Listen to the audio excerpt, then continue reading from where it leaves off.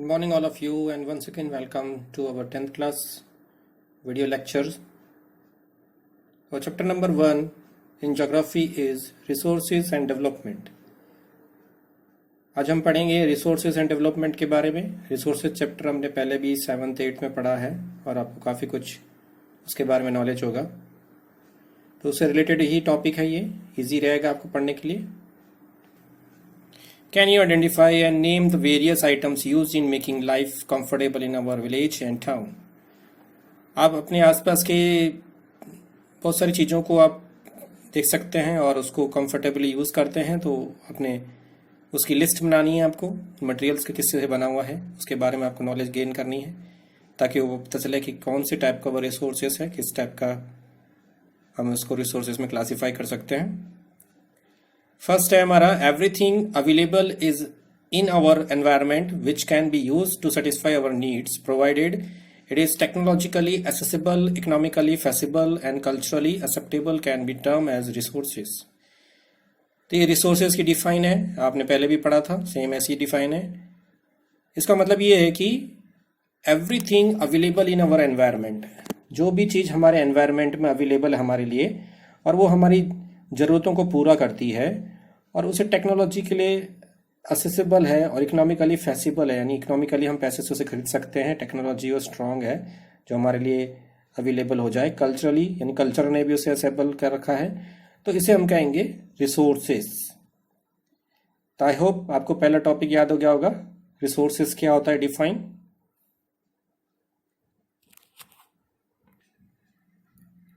Next diagram देखिए, ये relation बता रहा है, interdependent relationship between nature and technology and institution. Physical environment दे रखा है, बीच में ह्यूमन बीइंग दे रखा है, टेक्नोलॉजी इंस्टीट्यूशन. तो ये कह रहे हैं ये आपस में इंटरडिपेंडेंट है, बिना इसके ये लोग काम नहीं कर सकते. जैसे ह्यूमन बीइंग तीनों से इंटरेक्ट करता है, तीनों चीज़ों को असेंबल करता है, तभी जाके कुछ ना कुछ प्रोडक्शन होता है. तो फिजिकल एनवायरनमेंट, उससे फिर टेक्नोलॉजी यूज़ करते हैं हम. ये फिजिकल एनवायरनमेंट से हम टेक्नोलॉजी यूज़ करते हैं, और इंस्टीट्यूशन यानी फैक्ट्रीज कह सकते हैं हम, उसके थ्रू प्रोडक्शन बनता है. और कौन बीच में हेल्प करता है? Human being. The process of transformation of things available in our environment involves an interdependent relationship between nature, technology and institution. ये कह रहे हैं process of transformation of things available in environment, जो भी चीज़ें हमारे एनवायरनमेंट में मिलती हैं उन्हें हम ट्रांसफर करते हैं, उनको चेंज करते हैं. तो उनके कैसे चेंज होती हैं? इंटरडिपेंडेंट रिलेशनशिप होता है between nature, technology and institution, इनके बीच में. और human being interacts with nature through technology and creates institution. Human being interact करता है नेचर और टेक्नोलॉजी के थ्रू और क्रिएट करता है इंस्टीट्यूशन में, to accelerate their economic development, और अपनी इकोनॉमिक डेवलपमेंट को बढ़ाता है. ये अभी हमने जस्ट डायग्राम से देख लिया था हमने. दोबारा डायग्राम देख के आप समझ सकते हैं इसको. Next, do you think that resources are free gift of nature as it's assumed by many? ये कह रहे हैं कि हमारे resources free gift है नेचर का और इसे हम assume करते हैं ऐसा ही. They are not, लेकिन ये ऐसा नहीं है. Resources are function of human activity. Resources human function of human activities हैं. Human being themselves are essential component of resources. Human being एक important part है, component है resources का. They transform material available in our environment into resources and use them. वो transfer करते हैं materials को environment में, रिसोर्सेज को, और उसको यूज़ करते हैं. तो these resources can be classified in the following ways. इनको हम अलग अलग तरीके से या ऑन द बेसिस ऑफ अलग अलग बेसिस की तरफ से इसको अलग कर सकते हैं. पहला बेसिस है हमारा on the basis of origin. इसके थ्रू हम कहते हैं बायोटिक, और बायोटिक ये पढ़ा था हमने, अब इसको और आगे एक्सप्लेन करेंगे हम. On the basis of accessibility, renewable and non renewable, ये भी हम क्लासीफाई करेंगे.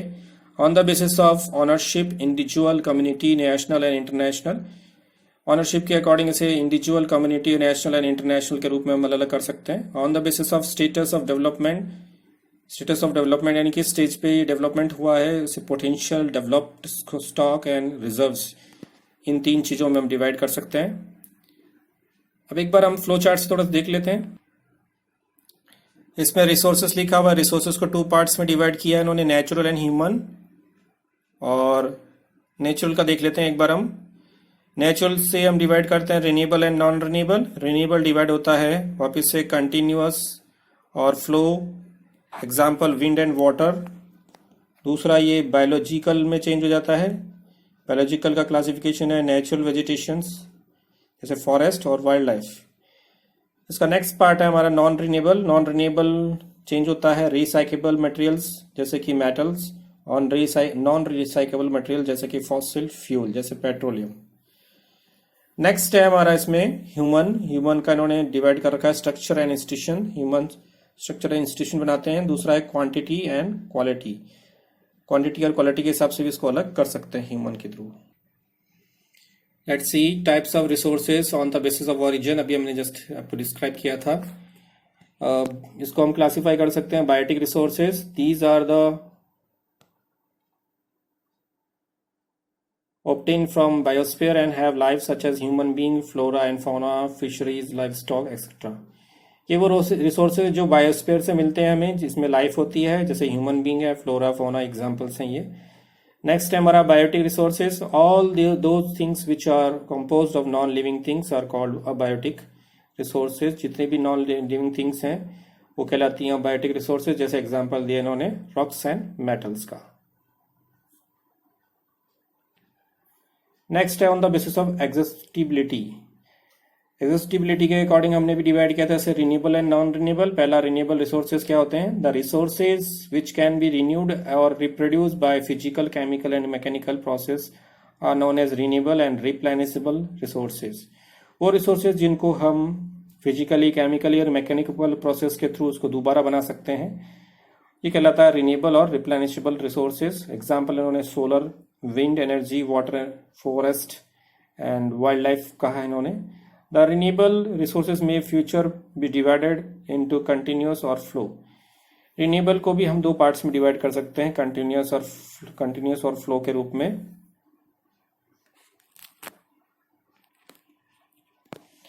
नेक्स्ट है हमारा non renewable resources. These occurs over a very long geological time. ये मिलते हैं बड़े लंबे समय के बाद में। जैसे minerals, fossil fuels are example of such resources. इसके एग्जाम्पल मिनरल्स और फॉसिल फ्यूल्स हैं जो बहुत ही करोड़ों सालों में बनते हैं। Those resources take millions of year in their formation. बहुत करोड़ों साल में, मिलियंस ईयर्स के बाद में ये फॉर्मेशन होते हैं। Some of the resources like metal and are recyclable and some like fossil fuel can not be recyclable. तो उन्होंने डिवाइड किया था रिसाइकेबल एंड नॉन रिसाइकेबल। तो रिसाइकेबल में आते हैं आपके मेटल्स एंड नॉन रिसाइकेबल में आते हैं आपके fossil fuels. Exhausted with their uses, जैसे से ये यूज करेंगे ये खत्म हो सकते हैं। नेक्स्ट हमारा टॉपिक है on the basis of ownership. इसको हम डिवाइड कर रहे हैं इंडिविजुअल रिसोर्सेज। ऑनरशिप यानी मालिक कौन है उसका, उसके अकॉर्डिंग हम उसको डिवाइड कर रहे हैं। पहला है हमारा इंडिविजुअल रिसोर्सेज। इंडिविजुअल का मतलब होता है खुद ही एक पर्सन मालिक बने उसका। These are also own private by individuals. इसको प्राइवेट और इंडिविजुअल पर्सन भी गेन कर सकता है। Many farmers own land which is allotted to them by the government against the payment of revenue. बहुत सारे फार्मर्स को लैंड अलॉट किया जाता है गवर्नमेंट के थ्रू, उनको रेवेन्यू देना पड़ता है। In the village there are people with land ownership but there are many who are landless। गांव में भी आप देखते हैं कि बहुत सारों के पास में जमीन होती है और उसमें से भी कुछ ऐसे होते हैं जिनके पास जमीन नहीं है। Urban peoples own plots, houses and other property. शहरों में लोग जानते हैं आपकी प्लॉट्स होते हैं, उनके पास में घर होते हैं और प्रॉपर्टीज होती हैं। Plantation, pasturelands, ponds, water in well etcetera are some of the example of resources ownership by individuals. Plantation और pasturelands, ponds, water, well etcetera, ये सारे क्या है इंडिविजुअल ऑनरशिप के, इंडिविजुअल रिसोर्सेज ऑनरशिप के एग्जांपल्स हैं। Make a list of resources own by your household, यानी अपने आप भी एक इंडिविजुअल रिसोर्सेज हो सकते हैं क्योंकि आपके पेरेंट्स का कुछ ना कुछ तो प्रॉपर्टीज होगा ही, वही आपको मिलेगी, तो आप उसके लिए इंडिविजुअल रिसोर्सेज हैं, तो ऐसे आप क्लासीफाई कर सकते हैं। नेक्स्ट हमारा है community own resources. There are resources which are accessible to all the members of community. Village, common grazing ground, burial grounds, village, ponds etcetera, public park, picnic spot. तो कम्युनिटी रिसोर्सेज भी होते हैं जिसमें community का कब्जा होता है resources के ऊपर, जैसे इन्होंने गांव में एग्जांपल दिया है कि ग्रेजिंग ग्राउंड, ब्यूरियल ग्राउंड्स, कब्रिस्तान होता है जहाँ पर आप लोग फुनरेल्स करते हैं, विलेज पॉन्ड्स, ये सारे एग्जांपल्स हैं। Playgrounds in the urban areas are de facto accessible to all the people living there। Play ground जो होते हैं वो भी अर्बन एरियाज में इस तरह से हम उसको ले सकते हैं कम्युनिटी रिसोर्सेज में।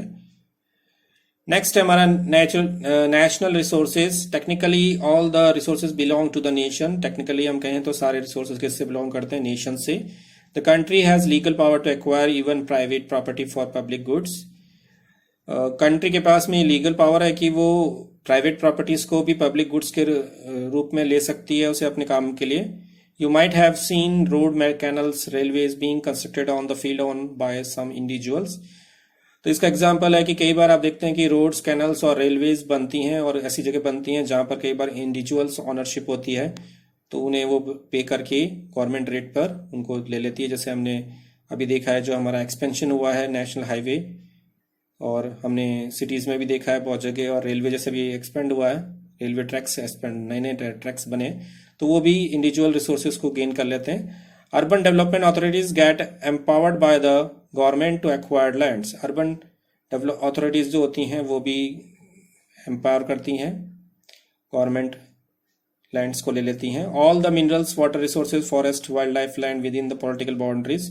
जितने भी minerals, water resources, forest, wild life, ये सारी क्या होती है? पॉलिटिकल बाउंड्रीज के अंडर में होती हैं। Ocean areas, even ocean area भी हम देखें तो वो भी नेशन का बाउंड्री होता है। जैसे इन्होंने 12 नॉटिकल माइल्स का है, 12 नॉटिकल माइल्स जिसका किलोमीटर्स में बता रखा है इन्होंने 12.2 किलोमीटर्स, ये आपका कंट्री के अंडर में रहता है। From the coast term as territorial water. Coast area में ये कहते हैं, इसे टेरिटोरियल वाटर कहते हैं। And resources there in belong to the nation. इसके अंडर में जितने भी रिसोर्सेज होंगे वो कंट्री के लिए बिलोंग करेंगे। नेक्स्ट है हमारा international resources. There are international institutions which regulate some resources. The ocean resources beyond 200 nautical miles of the executive economic zones belong to open ocean and no individual country can utilise these without the confluence of international institution.